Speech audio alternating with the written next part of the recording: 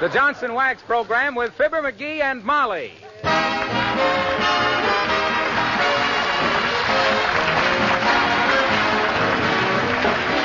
The makers of Johnson's Wax and Johnson's Self-Polishing Glow Coat present Fibber McGee and Molly, written by Don Quinn with music by the King's Men and Billy Mills Orchestra. The show opens with It's High Time.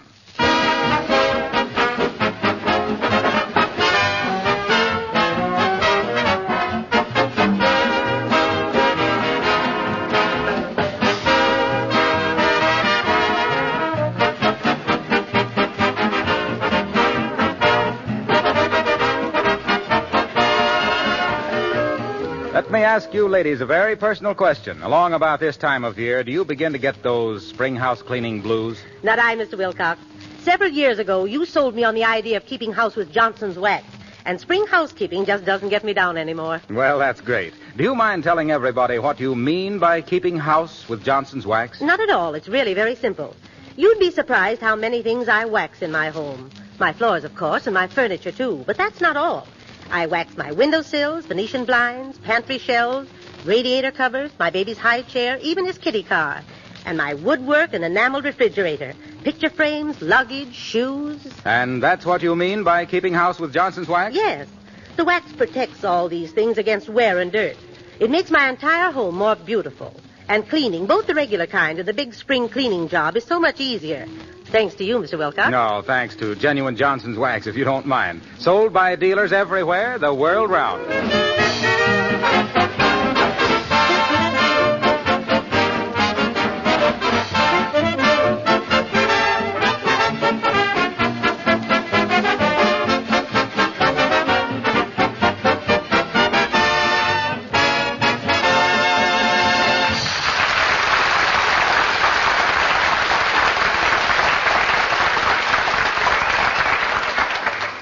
Besides a chump of himself, there are many things a man can make around the house. One of them is a telescope. And wouldn't you just know that's what the master of 79 Wistful Vista would be working on as we meet Fibber McGee and Molly.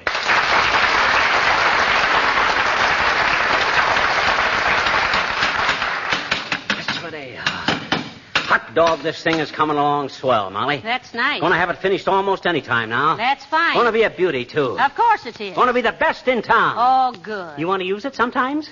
Well, I don't know, dearie. What is it? What is it? Why, Molly, you mean to sit there with your lap full of bungalow apron and tell me you don't know what I'm making? Well, I just didn't want to be nosy, McGee. But it's very pretty, whatever it is. Well, it's a telescope. A telescope? Well, now, that's very interesting, but if you think I'm going to drag that big thing to the races this summer, or to football games, or the opera... It ain't to carry. It's for me to use in my astronomy. In your what? Astronomy. If you'd take more interest in what your husband does, you'd know what I've been doing all these weeks. Well, now, whatever you've been doing, you've been simply ruining your eyes. Huh? Every morning lately, you've been coming down to breakfast with your eyes all red and watery. Tomorrow, I'm going to take you downtown to see a good optimist. I don't want to go to an optimist. My eyes are all right. Besides, I've just been working hard. You've been what? I've been working hard. Well, while you're having your eyes looked at, I'll go get my ears examined. Huh? I could have sworn you said you'd been working hard. That it I have been, every night. Except last night. I sat up most of the night last night and read last night. Well, now, what'd you do that for, foolish? I had to. I had a book that I couldn't lay down once I'd started it. Was it that good? It was terrible. But I was eating taffy at the time and got stuck with it. Well, now, I don't care. Your eyes need attention, and tomorrow morning we're going downtown and have you examined for glasses. Well, I've been trying to get you to go for 6 months. Well, I'm finishing this telescope tonight, and from then on, I won't have to strain my eyes. Boy, it's going to be swell to have a nice big new telescope. Here I've been spending hours out there in that backyard every night watching the sky through them old opera glasses. Who are you expecting, Santa Claus? Don't be ridiculous, Mrs. McGee. I've been checking a certain section of the consternation, and I think, mind you, that I may have discovered a... Discovered a what? Well, never mind. I want to do a little blah, blah, blah, blah. I want to do a little more checking up before I make any announcements. the guy said when he stuck his hand in the alphabet soup, I'm groping for words.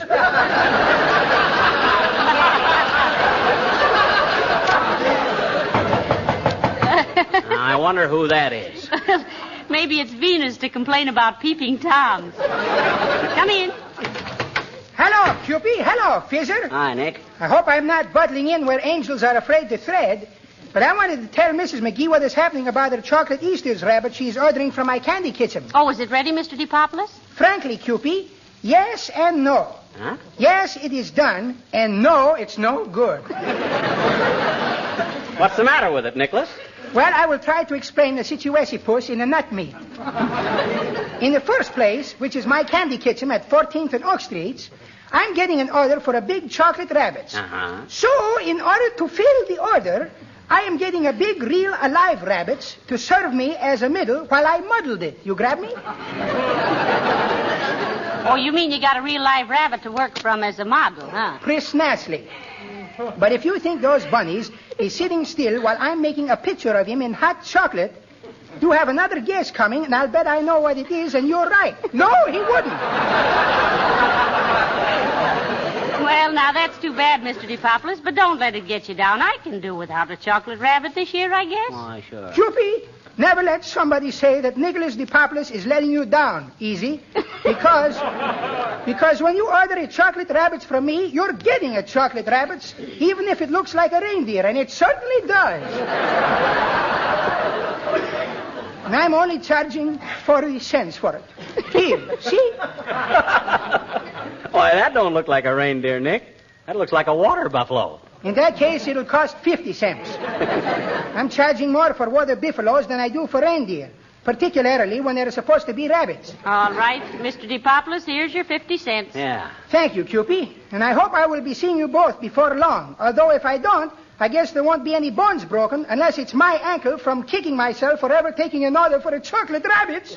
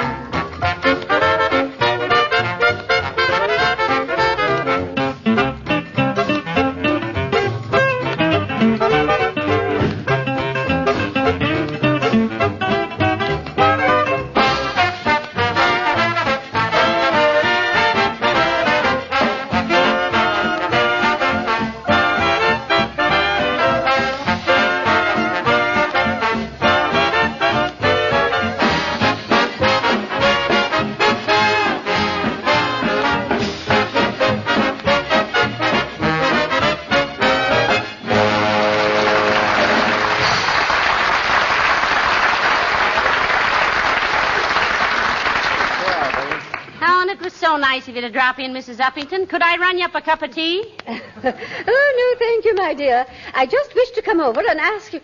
Well, my goodness, Mr. McGee, what is that? Huh? This? Oh, this is a new telescope I'm making, Uppy. I took up astronomy, and I didn't want to get caught with my planets down. Don't you get it? I says I didn't want to get caught. Ain't funny, McGee. Well, astronomy is a serious business. Oh, I'm sure it must be. Oh, but tell me now, Mrs. McGee, what are you going to wear in the Easter parade Sunday? Well, now, I haven't quite decided, Abigail. I'm not even sure I'll be in it. For years now, I've been trying to get McGee to get a top hat and a cutaway coat and really dress up on Easter, but... Why, you know... I used to do that, Molly. Don't you remember? Don't you remember how we used to walk down Adams Street in Peoria on Easter Sunday? Me with my spits and cutaway, and you and your... Oh, you mean spats and cutaway, Mr. McGee. I mean spits. I always took the dog along. But don't you remember, Molly, I always used to... yes. I remember, dearie. Mm-hmm. I remember. Okay. Now, suppose you go back to your sky prying and let Abigail and I talk. Oh, but she wants to see my telescope. Don't you, Uppy? Personally, I couldn't be induced to use a telescope. I can think of nothing more utterly boring. Why, certainly. Why should we squint through that thing and crack our makeup? Okay, girls, okay. But what if you could use this telescope to look into Mrs. Uppington's window right now and see all her new Easter things laying around the room? What was that? Here, let me take a look I through that do. Now, thing. please, now, Mrs. McGee, don't you push. Abigail, I asked first. But just the same, I'm your guest. Now, please, Mrs. McGee. Oh, my, what am I doing? Why, I'm Mrs. Uppington. Well, I've never been so insulted in all my life. Oh, well, I was just kidding. Shucks, can't you take a joke, Uppy? Not as well as Mrs. McGee. Meaning what, Abigail? I was just thinking what a joke you took on your wedding day. Goodbye.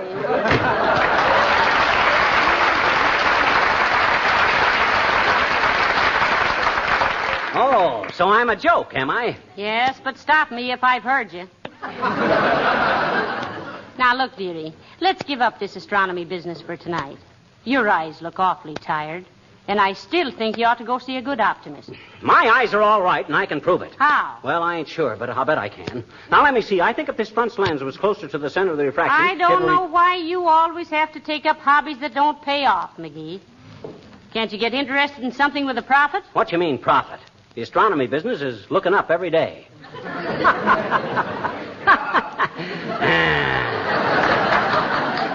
That was hardly worth the effort, I'd say. Well, now, let's see. If I raise the front end of the telescope about 45 degrees, it ought to... Hi, folks. What are you doing? Hello, Mr. Wilcox. I'm building a telescope, Harlow. Yes. He's decided to change his career. He's given up wool gathering in favor of stargazing. Okay. Deride, if you like. I'll show you. Hey, give me a hand, Wilcox. Help me lift this thing over to the window. Okay, pal. Take it easy now there. Let me get... Open the window, Molly, will you? Which way do you want to point it, Professor? Which way would any astronomer point a telescope? Up, you Omaha flash.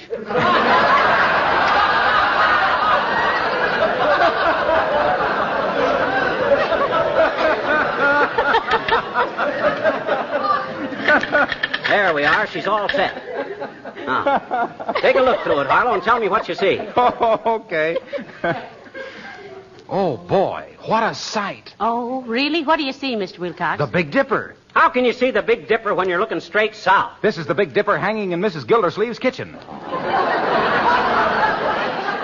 And there's Mrs. Gildersleeve. Oh, really? What's she doing? Let me see. She's putting some Johnson self-polishing glow coat on her kitchen linoleum. Oh.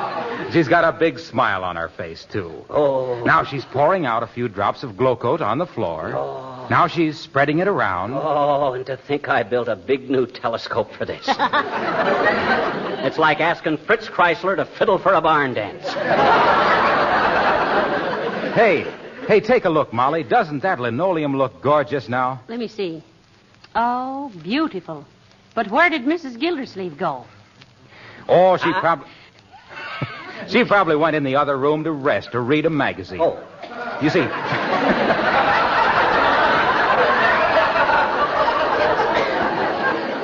Now, look. Glow coat dries to a grand glossy polish in 20 minutes or less, you know, without any rubbing or buffing.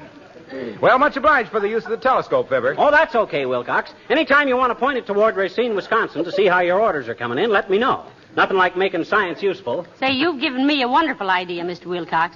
I can certainly keep an eye on the neighborhood now. You're never going to do no such a thing. This telescope ain't made for social snooping. It's made to look for new stars. Well, in that case, I'll give the sponsor a telescope for Christmas. It'll come in handy when your option is up. So long, kids.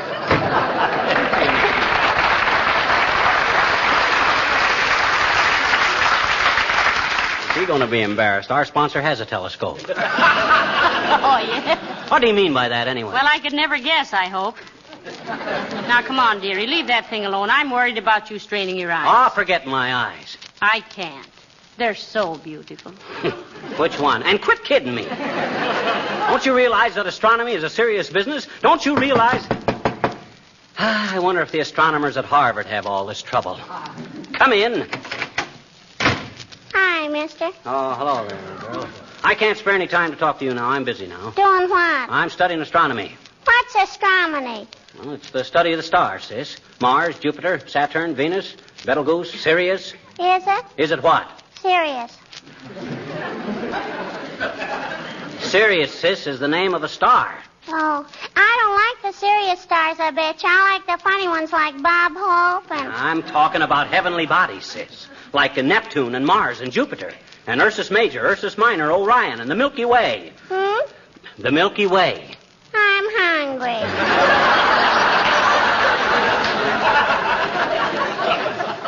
You're always hungry. Dad Rabbit, don't they feed you at home? No. What? They don't? No. Oh. They just give me the food and I have to feed myself.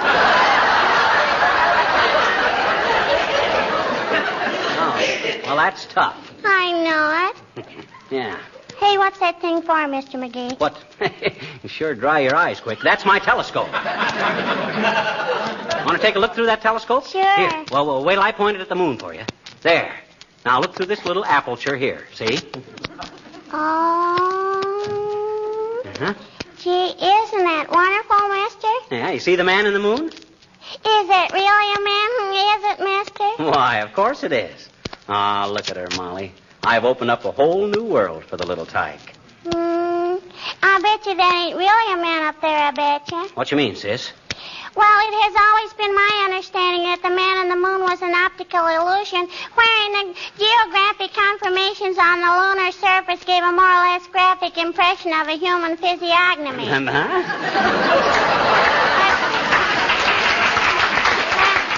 tell you, mister, if that man in the moon malarkey makes you any happier, you have my blessing. So long, Galileo.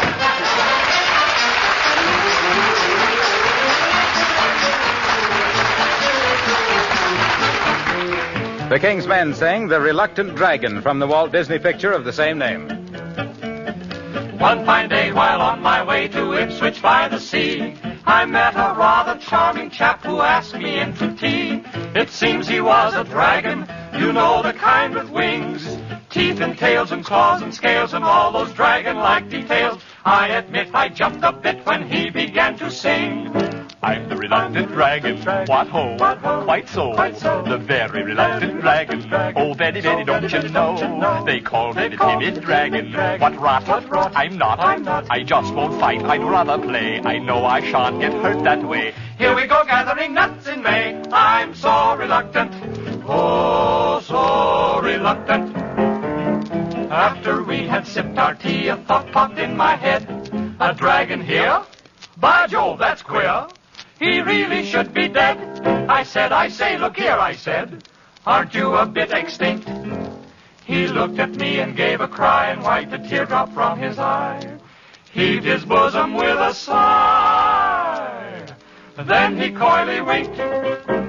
I'm the reluctant dragon, that's me, carefree. I'm the reluctant dragon, reluctant since 1911 BC. Could be, they call me the timid dragon. What rot, what a lot of rot.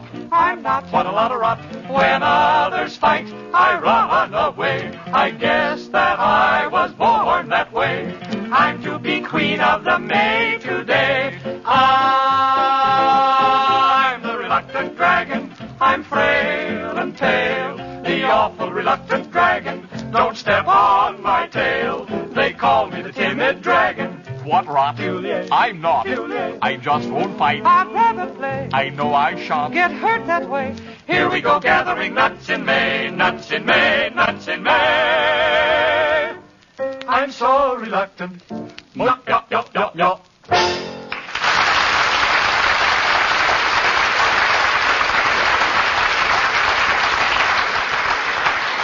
Boy, is this telescope fun. You want to take another look, Molly? No, thanks, McGee. And you better quit for the night, too. Remember how bad your eyes are getting. A good night's sleep will do you good. I ain't going to go to bed till I check on a certain part of the sky. Look, dearie, that certain part of the sky has been there for several million years. It can wait another 12 hours. Not for me, it can't. I think I'm on the verge of discovering...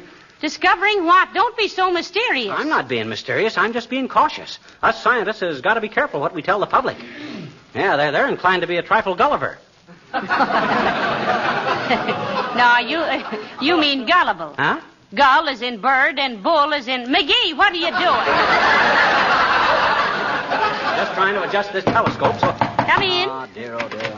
Oh, there, folks. A lovely evening, isn't it? Hi, Gildy. Yes, it is a nice night, Mr. Gildersleeve. And your kitchen floor looks simply lovely with that fresh application of Johnson's Glow Coat. Yes, my wife thinks there's absolutely nothing like Glow... How did you know she just glow-coated the floor? You can't keep a secret from science, my good man. What are you talking about? What has science got to do with it? Well, McGee's studying astronomy, Mr. Gildersleeve, and the telescope just happened to be pointed at your kitchen window, and you see... It just happened to be pointed, did it? Yeah. Now, look here, McGee. You prying little window peeper. If I ever hear of you peeking into my house again with that silly spyglass, I'll... Hey, them rings around Saturn sure are pretty tonight. Are you listening to me, McGee? Hey, Molly, hand me a pencil and paper, will you? I got to make some notations. All right, dearie. McGee, I'm talking to you. I know it, and I wish you'd shut up. The trouble with you, Gildersleeve, is that you're here today and here tomorrow. Now, keep quiet. I got work to do. Now, let me see. If Venus comes within 26 million miles of the Earth... What's the matter, Mr. Gildersleeve? What are you fidgeting about? Well, Gee, I wish I could look through that thing. May I, McGee, please? Just one little peek? No, not now, son. But if you behave yourself, I'll let you look at Halley's Comet next time it comes past. Gee, thanks, little pal. When does Halley's Comet come by again, McGee? 1986. Well, I guess I better sit down, then. This'll be quite... What? 1986? Now, look here, McGee. Hot dog, there it is. What? Halley's Comet? No, McGee's Comet. I just discovered a comet myself. Oh, you had me startled there for a minute. Yeah, me too.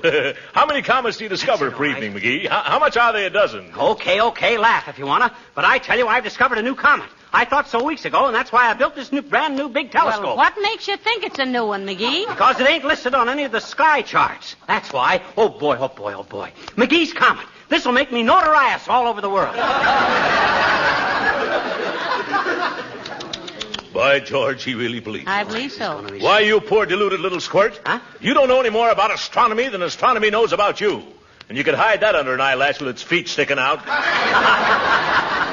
Go ahead, laugh all you like. I know what I'm doing. Hey, Molly, take a look through here. Now, don't jar the telescope.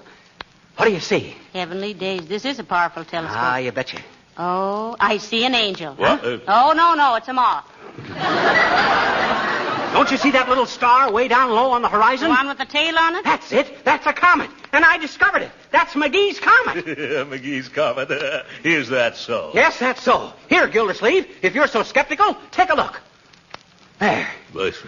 By George, it is a comet. Why, sure it's a comet, you big dodo. And it ain't mentioned in any of the books either. It's a new one. My goodness, Mr. Gildersleeve, do you really think he did? Mrs. McGee, I think he's done it. You betcha. Think of it. My little buddy discovering a new comet. I'm going to telephone the newspaper. Give me the phone, McGee. Give me the Wistful Vista Gazette, please. Hello? Gazette? Throckmorton P. Gildersleeve speaking. I have great news for you. We've discovered a new comet in the eastern sky. Under the friendly supervision of his lifelong friend and associate, Mr. Throckmorton P. Gildersleeve. Yes, I think you have my picture in the file down there. Yes, a new comet was accidentally discovered tonight by a local man. Mr. Throckmorton P. Gildersleeve may be quoted as saying... Give me that telephone. No, you don't. Give it to me. Hello, editor. I'm Fibber McGee, 79 Wistful Vista, and I'm the guy that discovered that comet. Now, wait a minute. Yes, sir. At exactly 11:52...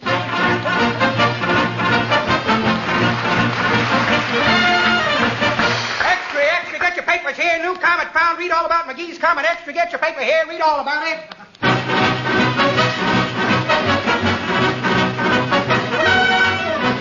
This is the midnight edition of the Wistful Vista News. At a late hour tonight, the reports seem to be confirmed that the new comet discovered by a Mr. Fibber McGraw of 76 Wisteria Vistula is absolutely authentic. The head of the Mount Whitney Observatory, Professor Whittykind, is on his way to consult Mr. McGrew about his discovery. Some skepticism has been expressed in scientific circles because the last comet discovered by an amateur astronomer turned out to be the 936 mail plane to Cincinnati. Is your stomach easily upset? If you wake in the morning with that sluggish feeling, try a bottle of old...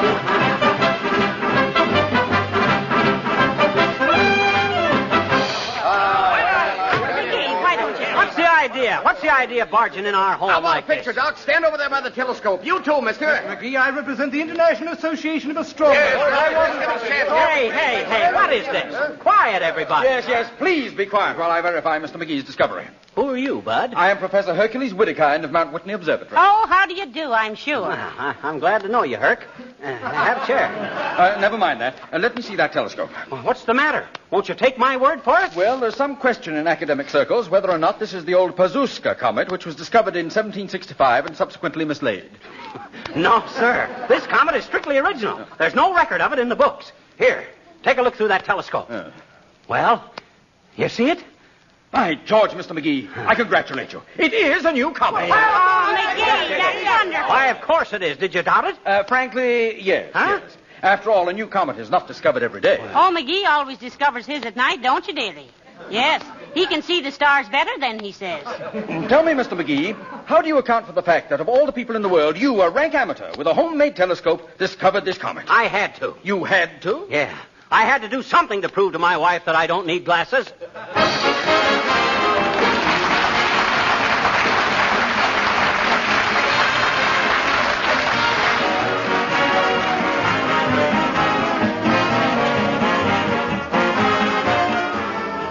Have you noticed how the days are getting longer and longer? Pretty soon, when you sit down to an early dinner, it will seem like the middle of the afternoon. That may be a slight exaggeration, but you know what I mean. And you know, too, how nice it is to have those extra daylight hours for being out of doors, working in the garden, playing with the children, or visiting with your friends. During nice weather, most women appreciate more than ever the time and work-saving advantages of Johnson's self-polishing Glow Coat, the modern floor polish. Glow Coat keeps your floors beautiful with practically no work at all. Now take your kitchen linoleum, for example. Pour a little Glow Coat onto the clean linoleum floor, spread it around, and let it dry. Come back in 20 minutes, and you'll find a floor that is sparkling with new beauty. Its colors as bright and fresh as new, protected against wear, and easy to keep spotless. Besides that, Glow Coat actually makes your linoleum last longer. So, if I ask you to try Johnson's self-polishing Glow Coat on your floors, you'll pardon my enthusiasm, won't you?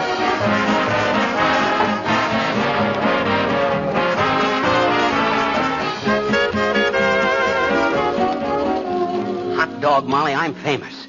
Fibber McGee, discoverer of the McGee Comet. I told you I'd prove I don't need glasses. All right. So you proved you don't need glasses. You now, betcha. Come on to bed, dearie. All right, wait till I put these tools away first. Hand me that pair of pliers there, will you? What pair of pliers? That's pliers right there on the table. That's a hairpin. Huh? Oh. Looks like a pair of pliers. Good night. Good night, all.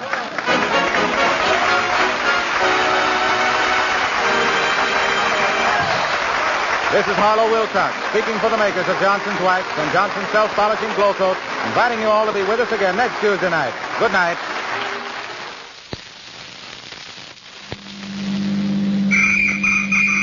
Hey, you! Pull over to the curb!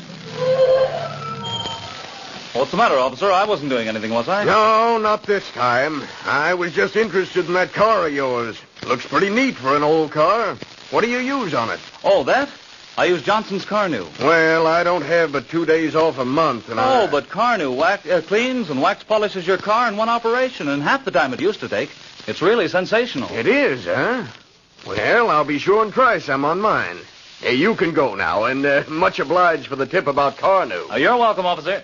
This is the National Broadcasting Company.